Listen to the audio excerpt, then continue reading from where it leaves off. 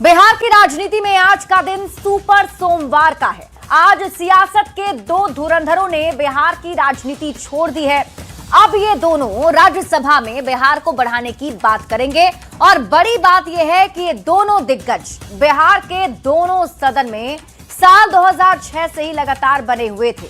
मुख्यमंत्री नीतीश कुमार 2006 से लगातार बिहार विधान परिषद के सदस्य थे, तो नितिन नवीन भी साल 2006 से ही लगातार विधानसभा का चुनाव जीतकर विधानसभा में बने हुए थे। आज सियासत के इन दोनों धुरंधरों ने बिहार विधानसभा और विधान परिषद से इस्तीफा दे दिया है। ये दोनों 16 मार्च को राज्यसभा के लिए निर्वाचित हुए थे और अब माना जा रहा है कि 10 अप्रैल को नीतीश कुमार और नितिन नवीन राज्यसभा सदस्य की शपथ लेंगे।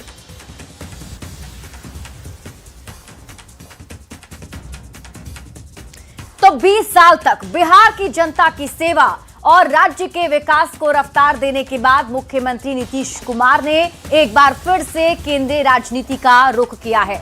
नीतीश कुमार एक बार फिर 21 साल बाद राज्यसभा के रास्ते केंद्र की राजनीति में वापस लौट रहे हैं। 16 मार्च को राज्यसभा के लिए निर्वाचित होने के बाद संवैधानिक प्रावधान के तहत 14 दिन के भीतर पहले सदन से इस्तीफा देना था और आज नीतीश कुमार ने एमएलसी पद से इस्तीफा भी दे दिया है।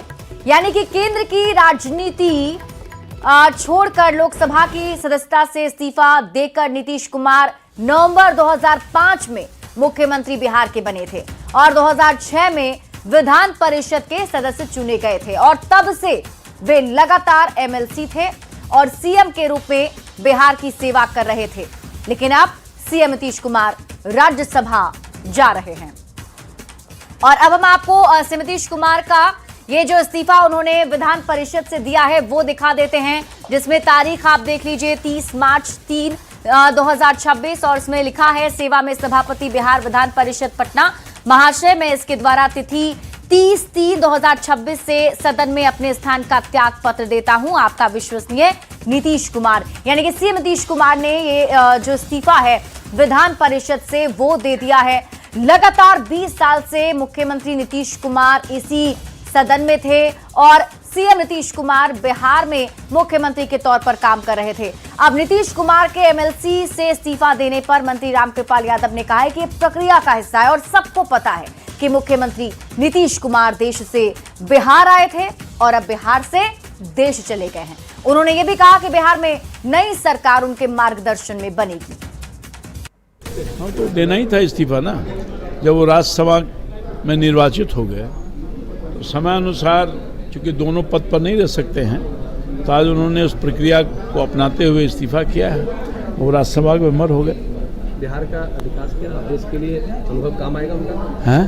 बिहार का इतना विकास क्या देश के लिए? सबको पता है कि माननीय नीतीश कुमार जी देश से बिहार में आए थे और फिर बिहार से देश में चले गए हैं, तो पहले से अनुभवी हैं, कृषि मंत्री रहे हुए हैं, रेल मंत्री रहे हुए हैं, तब न बिहार की जनता के अनुरोध पर आए वो। तो बिहार सरकार के मंत्री दिलीप जायसवाल ने मुख्यमंत्री नीतीश कुमार के विधान परिषद से दिए इस्तीफे पर बयान देते हुए कहा यह एक सामान्य संवैधानिक प्रक्रिया है। उन्होंने ये भी कहा कि समय समय पर इस तरह की औपचारिकताएं पूरी की जाती है। दिलीप जायसवाल ने नीतीश कुमार को अपना अभिभावक बताते हुए कहा कि उनका नेतृत्व और विजन बिहार को 2025 से 2030 तक नई दिशा देगा।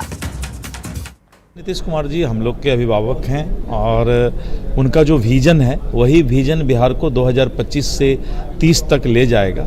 और जिस तरह से आपने देखा कि जो एग्रीकल्चर रोड मैप 4 और 2008 में जो नीतीश कुमार जी ने शुरुआत किया था, आपको ख्याल होगा कि 2006 में इस देश के राष्ट्रपति अब्दुल कलाम साहब आए थे और उन्होंने जो सुझाव दिया था जिसको नीतीश कुमार जी ने कृषि रोड मैप के रूप में लाया था, नीतीश कुमार जी बिहार के लिए जो है रोड मैप हैं।